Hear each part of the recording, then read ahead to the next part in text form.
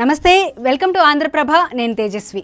ధనుర్మాసం రాగానే మనకు ప్రతి గ్రామంలో కూడా 2 తెలుగు రాష్ట్రాల్లో కూడా సంక్రాంతి శోభ అనేది కనిపిస్తూ ఉంటుంది.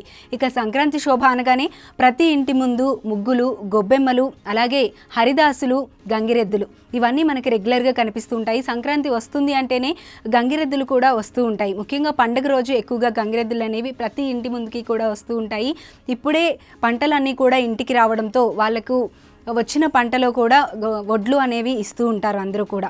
ఆ నందీశ్వరుడే మన ఇంటికి వచ్చాడు అనే అనుభూతితో అందరూ కూడా నమస్కారం చేసి పూజించి ఆ విధంగా సంభావన అనేది సమర్పిస్తూ ఉంటారు. అయితే ముఖ్యంగా వచ్చేటప్పటికి అసలు ఈ గంగిరెద్దులు అనేవి ఎలా వచ్చాయి ఏంటి అనేది ఒకసారి తెలుసుకుందాము.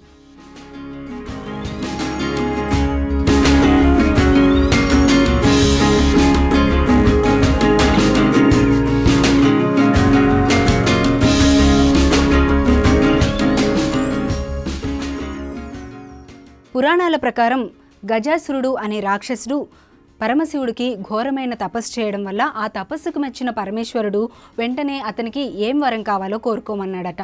ఆ వరం కోరుకోమనగానే ఆయన నువ్వు ఎప్పుడూ కూడా నాతోనే ఉండాలి, నా లోపలే ఉండాలి అని చెప్పడంతో అతని పొట్టలోనే ఉన్నాడు పరమేశ్వరుడు బయట లేకపోవడంతో మొత్తం లోకమంతా కూడా చీకట్లు కమ్మినంత విధంగా అయిపోయింది.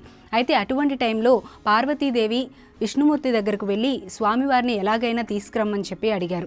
అప్పుడు శ్రీ మహావిష్ణువు పరమేశ్వరుడు ఎక్కడ ఉన్నాడో కనుక్కొని వెంటనే నందీశ్వరుణ్ణి తీసుకొని బ్రహ్మ, విష్ణువు అలాగే మిగిలిన దేవతలు అందరూ కూడా కలిసి మారు వేషంలో గజాసురుని యొక్క రాజ్యానికి వెళ్ళి అక్కడ గంగిరెద్దుల ఆట అనేది ఆడించారు. ఈ గంగిరెద్దుల ఆట చూసి ఎంతో ఆనంద పరవశుడైన గజాసురుడు వాళ్ళకి ఏం వరం కావాలో కోరుకోమన్నాడట. అప్పుడు గజాసురుణ్ణి శ్రీ మహావిష్ణువు నందీశ్వరుడు తన స్వామివారు ఎక్కడున్నారో తెలియక అల్లాడిపోతున్నారు, స్వామివారిని నీ దగ్గరే ఉన్నారు కాబట్టి ఆయన్ని బయటికి తీసివ్వు అని చెప్పారట. అయితే వచ్చింది శ్రీ మహావిష్ణువే అని గ్రహించిన గజాసురుడు తప్పకుండా తనకి మరణం కూడా తప్పదని గ్రహించి వెంటనే సరే అని చెప్పి తన మాట తప్పకుండా స్వామివారిని తీసుకోమని చెప్పాడట. అప్పుడు వెంటనే నందీశ్వరుడు గజాసురుని యొక్క పొట్టను చీల్చగానే స్వామివారు బయటకు వస్తారు.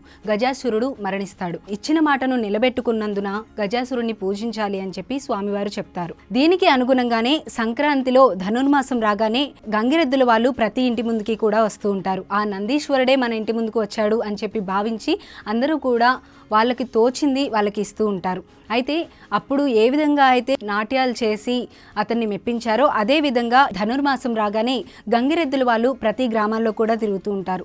అయితే పూర్వకాలంలో గంగిరెద్దుల వాళ్ళకి కూడా సంక్రాంతి మాసం రాగానే చాలా బాగుండేది. దీనికి సంబంధించి ఎవరు పడితే వాళ్ళు కూడా గంగిరెద్దులుని తీసుకొని ఆ వేషాలు వేసుకొని అయితే రారు. దీనికి ఒక సామాజిక వర్గం కూడా ఉంటుంది. వాళ్ళే వంశపారంపర్యంగా ఈ విధంగా వస్తూ ఉంటారు. అయితే క్రమక్రమంగా వీరికి ఆదరణ తగ్గడంతో వాళ్ళకు కూడా ఎటువంటి ఇన్కమ్ లేకపోవడం చేత వేరే మార్గాలు అనేవి చూసుకుంటూ ఉన్నారు ఇన్కమ్ కోసం. దీనివల్ల ఇప్పుడు ఈ గంగిరెద్దుల వాళ్ళనే కూడా ఒక రకంగా అంతరించిపోతున్నారనే చెప్పాలి. కానీ కొన్ని చోట్ల మాత్రమే గంగిరెద్దులు అనేవి కనిపిస్తూ ఉన్నాయి. వాటిని గంగిరెద్దులు ఇంటి ముందుకు వస్తే కనుక ఆ నందీశ్వరుడే వచ్చాడని భావించి ఇందులో కూడా మరొక అంతరార్థం ఉంది.